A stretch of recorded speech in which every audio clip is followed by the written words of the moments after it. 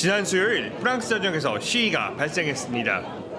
이곳은 파리 북역입니다. 많은 사람들이 모여서 정부를 규탄하는 대규모 반정부 집회를 열고 있습니다. 파리의 주요 역사와 광장은 분노한 시민들로 가득 찼습니다. 참여한 사람들의 상당수는 젊은이. 이들은 마크롱 대통령의 퇴진을 부르짖고 있습니다.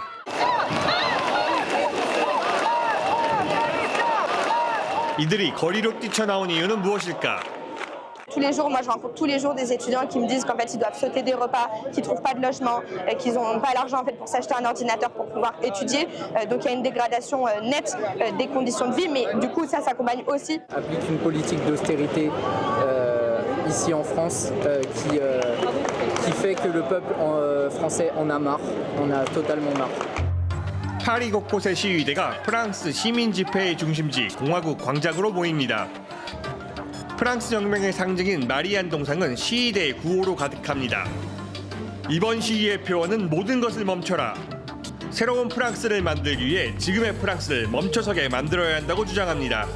Le gouvernement Macron, il est légitime depuis plusieurs années. Il a perdu les dernières élections législatives et il continue à faire sa propre politique sans jouer le jeu démocratique. Soit l'économie est bloquée, soit il y a un trouble grave à l'ordre public.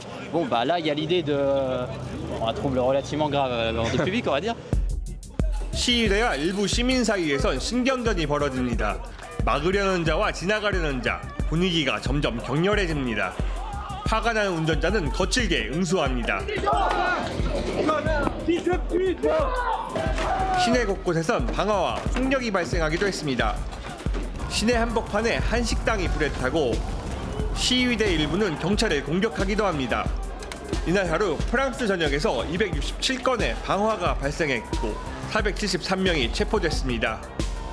시위를 촉발한 것은 정부의 2026년도 예산안, 국가 부채가 과도하다며 긴축 재정을 예고했습니다. Nous devons contenir l'accroissement quasi mécanique des charges au moins à hauteur de 40 milliards d'euros. 복지 삭감과 이틀의 공휴일 삭제 등이 담긴 안건은 프랑스 국민의 분노를 자아냈습니다. 대통령과 총리의 지지율은 급락했습니다. 지난 8일 여소야대 전국에서 좌파와 우파 모두 총리에 대한 불신임의 표를 던졌고 바이르 총리 내각은 9개월 만에 붕괴했습니다. 최근 2년간 4명의 총리가 사임하며 프랑스 정국은 혼돈에 빠져들고 있습니다. 정부 기능이 사실상 마비됐다는 평가도 나오고 있습니다. 마크롱 대통령은 자신의 최측근인 르코르니 국방부 장관을 새 총리로 기용하며 국정난맥을 타개하려고 노력 중입니다. 시위대에 전해진 새 총리 발표 소식은 오히려 불에 기름을 끼얹은 꼴이 됐습니다. Le fait que Le Cornu ait été promu Premier ministre hier, c'est presque de la provoque, on dirait. Que ce soit à droite, gauche, extrême droite, etc., il n'arrête pas de changer.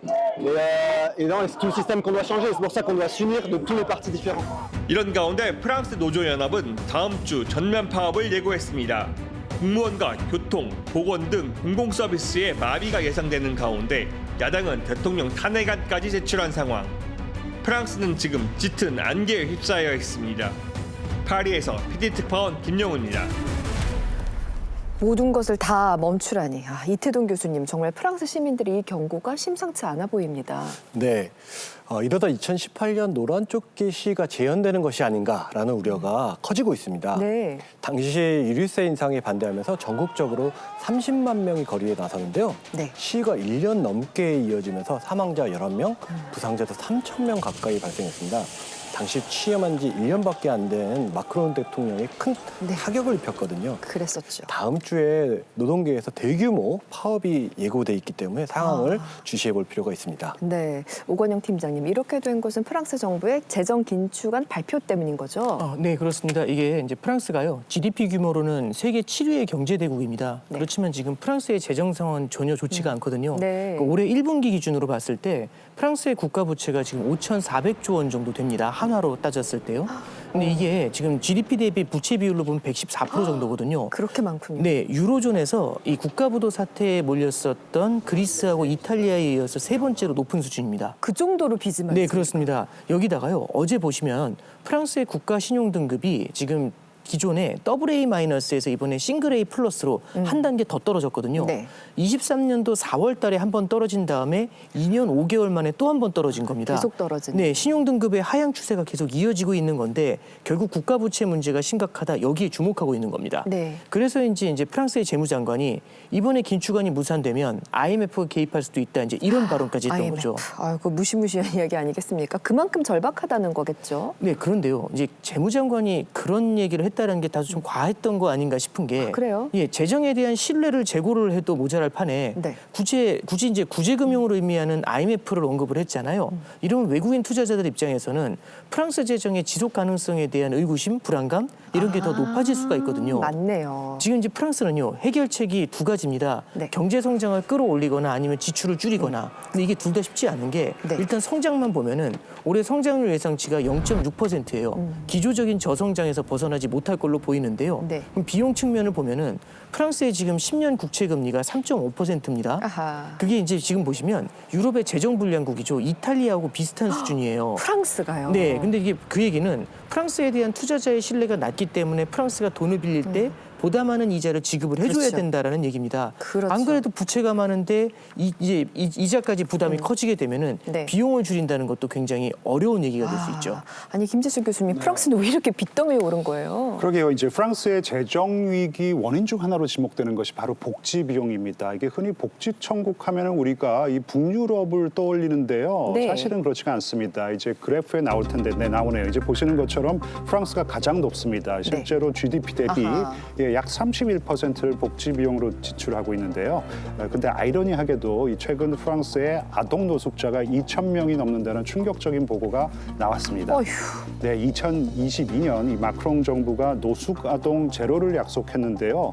그때보다 무려 30%가 증가한 것입니다. 그리고 이 중 절반 이상이 한부모 자녀인 것으로 나타났어요. 네. 그만큼 경제 상황이 안 좋아졌고 또 그 직격탄을 지금 취약계층이 맞고 있다. 뭐 그런 의미로 해석할 수 있을 것 같습니다. 오죽하면 아이들이 집 밖으로 나왔을까요? 그런데 흥미로웠던 것이 프랑스 청년들이 단단히 화가 났던데 왜 그건 그런 거죠? 예, 프랑스 청년들은요 마크롱 정부의 정책이 오히려 사회 불평등을 심화시켰다 이렇게 주장하고 있습니다. 네. 이게 2018년으로 가보면은요 마크롱이 투자를 늘리고 경제를 자극하기 위해서 기업과 부유층을 대상으로 해서 이른바 이제 부자 감세라는 거를 시행을 했거든요. 네. 여기에다 이제 복지 지출을 효율화하겠다 이런 명목으로 주택연금을 갖다가 삭감을 하고 연금 개혁 같은 것들을 해가지고요 저소득층이나 청년들의 혜택을 축소했습니다. 근데 결과적으로요 세수는 줄어들었고 경제 성장의 효과는 미미했거든요. 그 사이에 청년 실업률이 치솟아서 지금 7월 기준으로 18.5%를 기록하고 있습니다. 네. 이게 프랑스 전체 실업률이 지금 7.5%고요. 유럽 연합 내 청년 실업률이 14.4%거든요. 여기에 비해서 꽤 높은 수준인 거죠. 네, 청년 실업률이 프랑스에서 아주 심각하군요. 새롭게 임명된 총리의 어깨가 무겁겠습니다.